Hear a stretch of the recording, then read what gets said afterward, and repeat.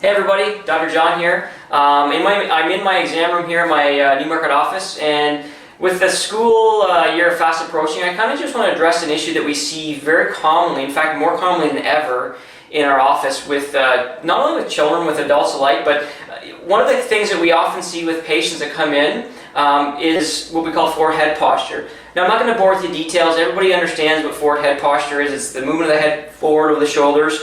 We already know it's well documented it causes things like headaches, neck pain. It even can cause low back pain, concentration issues we see in our office because of it. So we know that it's a problem. We know that it's prevalent. We even know the causes. Causes can be anything from trauma, like a car accident, to a fall. But more commonly, we're seeing it due to micro traumas, things like sitting in front of the computer too long, sitting in playing video games too long. What else? Backpacks. Too heavy a backpack shoves the head forward. So in light of the approaching school year, I want to kind of address how you can go about trying to fix this. So, without further ado, there's often three tissues that are involved that need to be addressed when addressing forward head posture. Whether it be with it in a child or an adult alike, they're all the same things. First and foremost is the nerves. The nerves tell the muscles how to hold length. They tell your body how to maintain posture and alignment as you walk, sit, and move. So we want to retrain the nerve to hold a better posture, and we can do that in our office very simply, really, with specific chiropractic adjustments. So that's one tissue.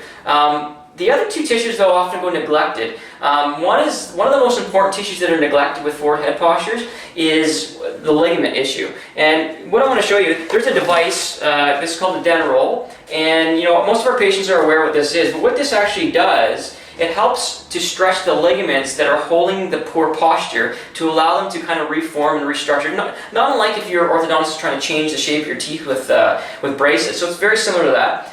Minutes a day to invest in this can have massive corrective possibilities for not only postural problems, but specifically forward head posture. The last tissue that often goes neglected too is the muscles. Muscles hold our posture as well, and oftentimes with how we sit, sleep, and move, or the lack thereof in today's day and age, is those muscles weaken over time. They allow our posture to shift. So for something specifically with forward head posture, we can apply what we call head weights that kind of just stimulate the muscle of the back neck to try to hold that head posture in the right position. So the good news is that even though it's prevalent in society in both kids and adults, with minutes a day of investment, you can actually change the course of that and actually get some really good correction with forward head posture. Again, the tissues that need to be addressed are the nerves, the muscles, and the ligaments. What I'm going to do next, so I'm going to actually show you why it's very difficult for people to correct that on their own. And one of the main reasons is because they don't have an objective measurement in terms of where they're starting with that. So I'm going to show you how to look at that. So I apologize if this is a bit difficult to see, but what you're looking at here, you're looking at two x-rays of someone looking this way, and this would be their jaw, and this would be the back of their head, and this is the neck from the side. So if you look close, you can actually see where someone should be, and then where this patient actually is, and you can actually get a measurement of how far that head is forward in space. So this particular patient has a 39 millimeter forward head posture. That's contributing to a lot of numbness in fingers, headache, stiffness in the neck, and a host of other health issues. So with that first measurement, you can actually have a baseline test to find out exactly where you are. Once you have that, you kind of need to address what tissues need to be involved, which you discussed previously.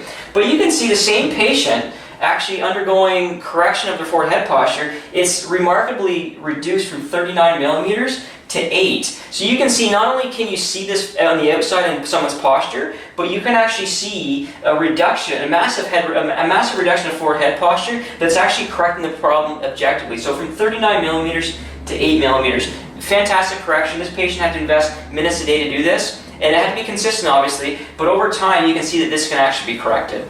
In summary, forward head posture can be corrected.